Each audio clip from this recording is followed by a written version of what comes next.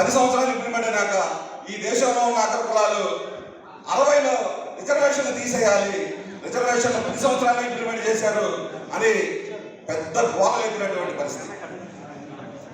పార్లమెంట్లో రిజర్వేషన్ 10 సంవత్సరాలు ఉంది తీసేయాలన్నప్పుడు అప్పుడు బాబు జయచంద్ర గారు ఒక మాట అన్నారు, రాజ్యాంగం రాసిన అంబేద్కర్ గారు లేకపోవచ్చు, రాజ్యాంగంలో పొందుపరిచిన రిజర్వేషన్లు కల్పించినట్టు అంబేద్కర్ గారు లేకపోవచ్చు, ఆయన తమ్ముడుగా నేనున్నాను, రిజర్వేషన్ జోలికి వస్తే ఈ దేశాన్ని దళితుల మొత్తాన్ని దళిత వర్గాల మొత్తాన్ని నేను ఒక తాటి మీద తీసుకొచ్చి మీ ప్రభుత్వాన్ని కొనుగొడతానని ఆనాడు హెచ్చరికలు చేశాడు. 60 నుంచి 70కి వచ్చింది, 70 నుంచి 80కి వచ్చింది, 80 నుంచి 90కి వచ్చింది. ఈలోపు మన దళిత వర్గాలు ఎదిరినటువంటి లీడర్లు కొంతమంది విద్యార్థులు చదువుకొని గొప్ప లీడర్లు అయిపోయారు, గొప్ప ఉద్యోగస్తులు అయిపోయారు.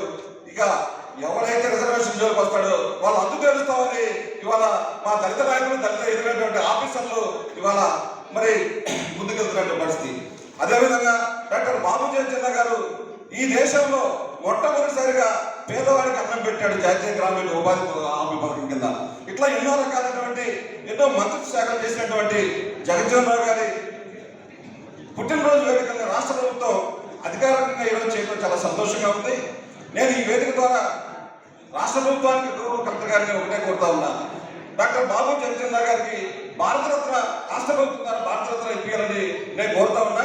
నా రెండో కోరిక కూడా మిగిలిపోయింది. ఈ పల్నాడు జిల్లాలో 7 నియోజకవర్గాల్లో మా బలహీన వర్గాల ముందు పెట్ట మా అన్నకు రెండో మంత్రివర్గ స్థానంలో రెండోసారి చోటు కల్పిస్తారని నేను వ్యక్తిగతంగా మాట్లాడుతూ ముగిస్తున్నాను. జై